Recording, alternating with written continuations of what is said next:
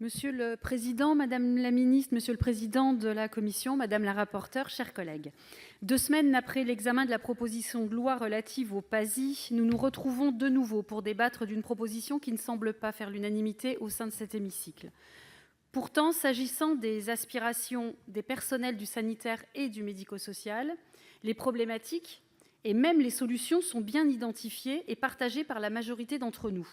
Impossible de les ignorer, alors que les manifestations de soignants et les auditions que je mène sur les territoires font émerger les mêmes revendications.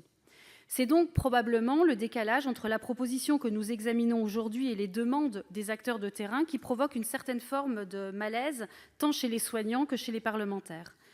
La question de la pertinence et de l'urgence de débattre d'un tel mécanisme se pose en effet alors que des mesures structurantes doivent être adoptées à l'issue du Ségur de la santé. Cette proposition de loi, qui vise à offrir des chèques-vacances aux professionnels des secteurs sanitaires et médico-social mobilisés pendant la crise, trouve selon moi en premier lieu un sens économique.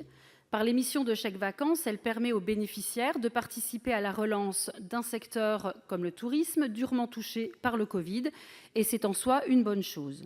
Elle présente néanmoins plusieurs faiblesses. D'une part, si j'entrevois d'abord un bienfait économique à cette mesure, ce n'est pas l'intention première des auteurs de cette PPL qui entendent bien sûr apporter au personnel du sanitaire et du médico-social la preuve de la reconnaissance de la nation. Or, malgré les bonnes intentions, nous sommes nombreux à douter que la mesure atteigne réellement son objectif, tant les aspirations du secteur dépassent la mesure de chèque-vacances.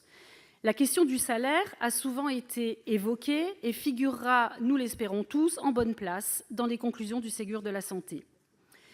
Ce que les soignants attendent, c'est une véritable revalorisation de leur métier qui passe effectivement par le salaire, mais aussi par le recrutement de personnel dans de nombreux services et par une organisation plus agile de notre système de santé.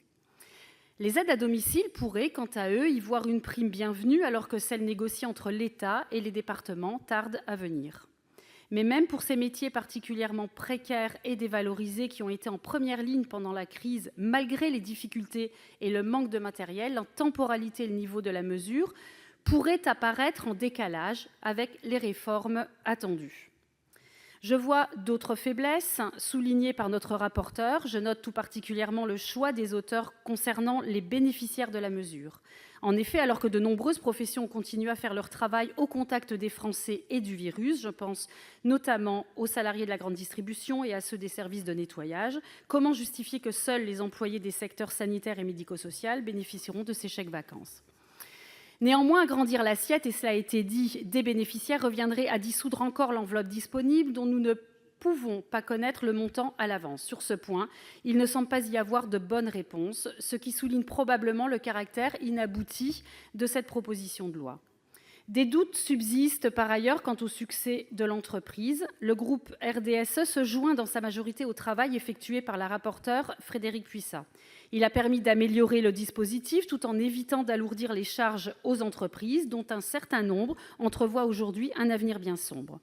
Cependant, nous pouvons aussi douter de la capacité de nombreux salariés à renoncer à une journée de salaire quand plusieurs millions d'entre eux ont été placés en chômage partiel et ainsi perdu une part de leurs revenus. Il est à craindre que le coût d'administration de la mesure puisse s'avérer disproportionné au regard des sommes collectées et de ses effets marginaux. En résumé, cette proposition de loi représente certes une marque d'attention, représente une marque de solidarité, également une certaine forme de reconnaissance à l'égard des personnels du monde médical et médico-social qu'il ne faut pas sous-estimer.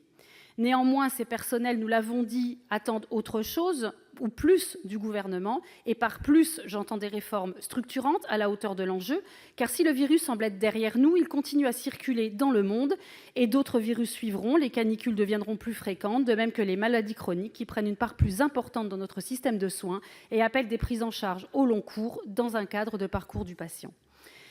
Aussi, si l'intention est louable, je le répète, les personnels concernés méritent davantage qu'une simple mesure après avoir été trop longtemps délaissés. Ils réclament que l'État investisse dans ce secteur d'avenir, qu'il recrute, qu'il améliore les conditions de travail et place le soignant au cœur du processus décisionnel et organisationnel. Mais l'un n'est pas incompatible avec l'autre. Et c'est seulement dans l'esprit d'une mesure d'accompagnement, de mesures plus structurantes qui viendront à l'issue du Ségur, que la majorité de notre groupe sera favorable à cette PPL. Néanmoins, que cette PPL soit adoptée ou non, nous insistons à nouveau sur le fait que les attentes sont fortes sur les territoires et plus que des médailles et des chèques-vacances, les soignants réclament aujourd'hui des réformes en profondeur. Je vous remercie. La parole est à monsieur Martin Lévrier.